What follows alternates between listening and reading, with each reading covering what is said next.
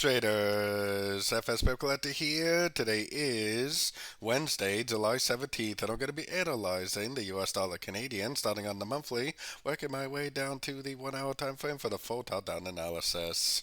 So on the US dollar CAD, I still think there's a very good likelihood this is a wave A right here. I think this is going to be an A, B, C of B, and I still think there's a very good likelihood eventually it's going to go up and make a wave B. So keeping that in mind because it is very important no matter what time frame you trade on. Going down to the weekly time frame, I still think this is an A. I think this right here is a B, and I think this is a 1, 2, and I still think it's going to go down, make a 3, 4, 5 of wave C, which is a wave C of wave B. So keeping all that in mind also, let's take it down to the daily.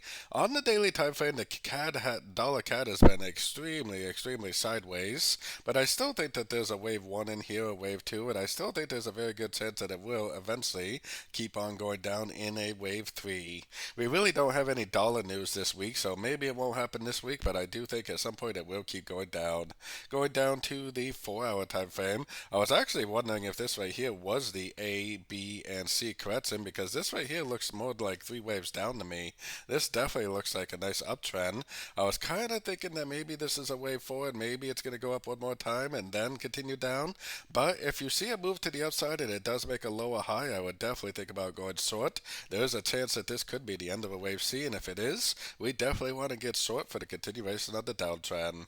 Going down to the 1 hour time frame, one of the reasons why I think that this is a wave 4 is because this move down is very corrective, and it looks like a 1, 2, but then it looks like a subdivision 1, 2, 3, 4, 5 of 3.